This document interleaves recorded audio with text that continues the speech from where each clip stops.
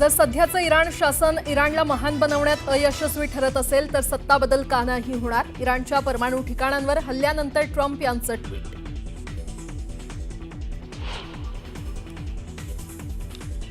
अमेरिकेच्या हल्ल्यानंतर इराणमधील Fordow nuclear साइटचे entry point नष्ट. डोंगराळ भागातही मोठं नुकसान. सॅटेलाइट फोटोतून जमीन खचल्याचेही संकेत.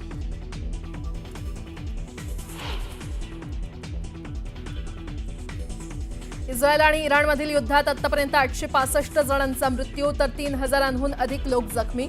इराणमध्ये आणखी नुकसान करण्याचं इस्रायलचं टार्गेट.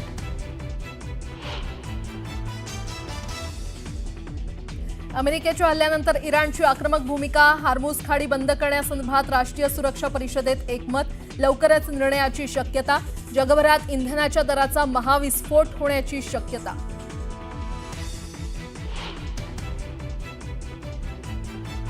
इस्रायलचा पुन्हा एकदा इराणच्या लष्करी तळांवर हल्ला. इमाम हुसेन स्ट्रॅटेजिक मिसाईल हेडक्वार्टर्ससह अनेक ठिकाणं उद्ध्वस्त केल्याचा इस्रायलचा दावा.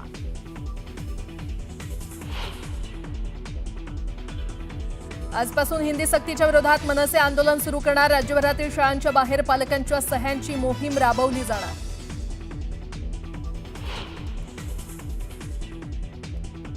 हिंदी भाषा सक्तीच्या मुद्द्यावरून राज्य सरकारनं बोलावली त्रिभाषा सूत्र संदर्भात बैठक. मुख्यमंत्र्यांच्या निवासस्थानी रात्री बैठकीचं आयोजन. त्रिभाषा सूत्री संदर्भात सरकार भूमिका स्पष्ट करण्याची शक्यता.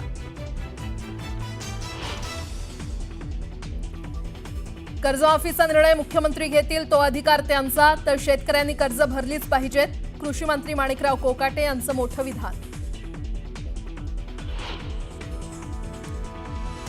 आज परिवहन विभागाची श्वेतपत्रिका जाहीर होणार. मंत्री प्रताप सरनाईक जाहीर करणार श्वेतपत्रिका. श्वेतपत्रिकेत नेमका काय खुलासा होणार याकडे लक्ष.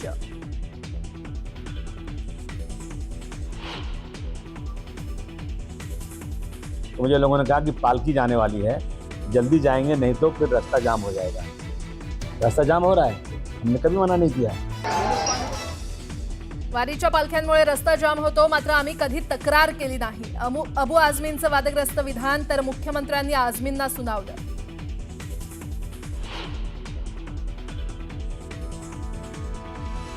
आणि गणेशोत्सवासाठी कोकणात जाणाऱ्यांसाठी खुशखबर. कोकण रेल्वेचं बुकिंग आजपासून करता येणार.